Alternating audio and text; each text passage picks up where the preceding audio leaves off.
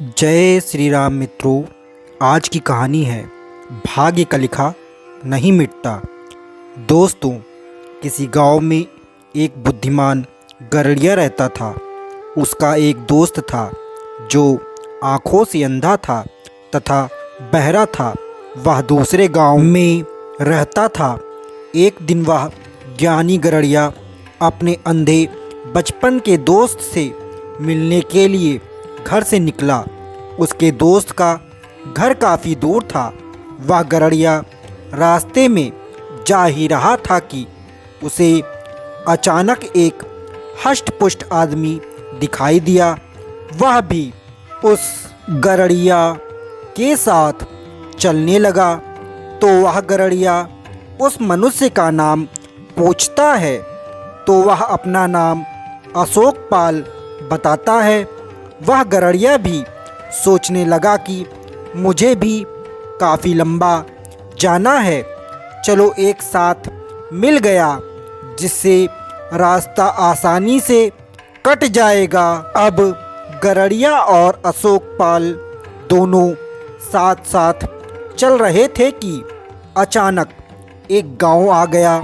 तब अशोक पाल ने उस गरड़िए से कहा कि तुम चलो और मुझे इस गांव में थोड़ा काम है, मैं अभी आ रहा हूँ। थोड़ी ही देर में उसी गांव में एक घोड़े ने एक आदमी को लात मार दी। थोड़ी ही देर में अशोक पाल उस गरड़िए के पास आ गया और बोला कि चलो। फिर वह गरड़िया उस अशोक पाल के साथ चलने लगा।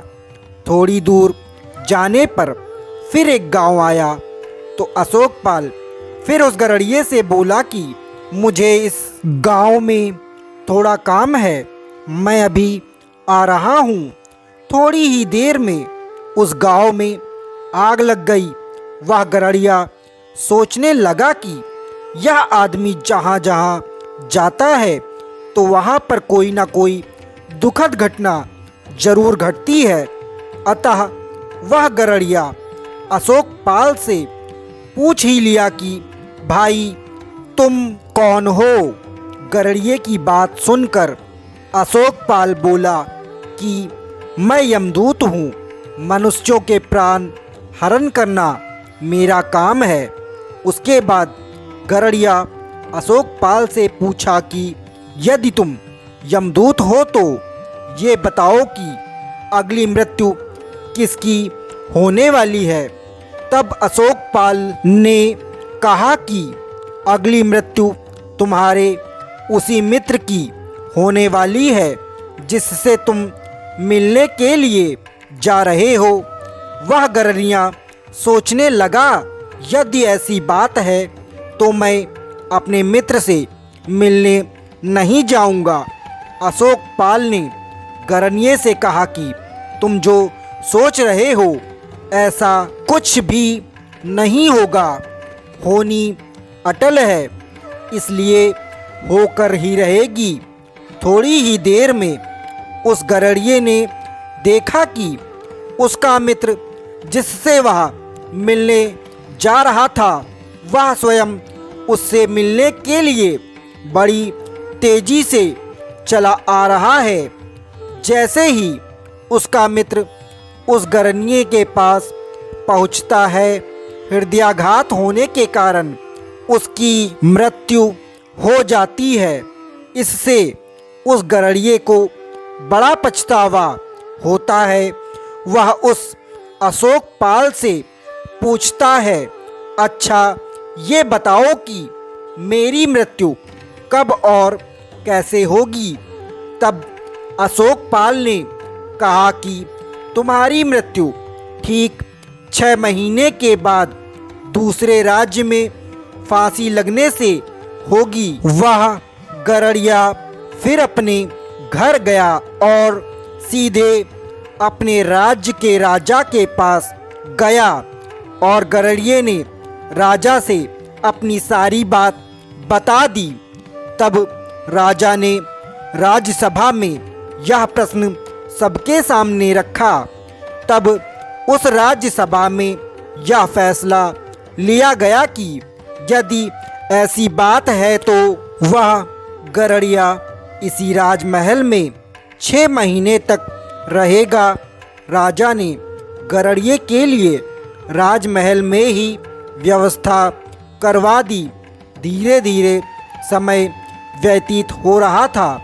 उस गरड़िए को नींद में चलने की बीमारी थी और यह बात उस गरड़िए को भी नहीं मालूम थी। जिस दिन उसकी मृत्यु होने वाली थी उसी रात्रि को ही वह गरड़िया राजमहल से निकलकर दूसरे राज्य के राजमहल में जाकर राजा के शयन कक्ष में राजा और रानी दोनों के बीच में जाकर सो गया। सुबह जब राजा उठा तो उस गरड़िए को अपने शयन कक्ष में देखकर बहुत क्रोधित हुआ और उस गरड़िए को फांसी की सज़ा सुना दी। तब वह गरड़िया उस राजा से सारी कहानी सुना डाली, जिसको सुनकर वह राजा अपना एक गुप्तचर अपने पड़ोसी राज्य के राजा के पास भेजकर सारी जानकारी ले ली, जो कि सही थी। जिसको सुनकर वह पड़ोसी राजा अपने लिए हुए फैसले पर बहुत पछता रहा था। लेकिन उस राज्य का एक नियम था कि एक बार राजा जो सज़ा सुना दे फिर चाह कर भी उसे नहीं बदल सकता।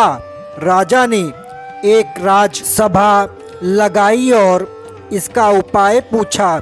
तब उस राजसभा में यह फैसला लिया गया कि एक पतले धागे का फंदा बनाकर आप गरड़िए को पहनाकर अपना वचन पूरा कर लीजिए।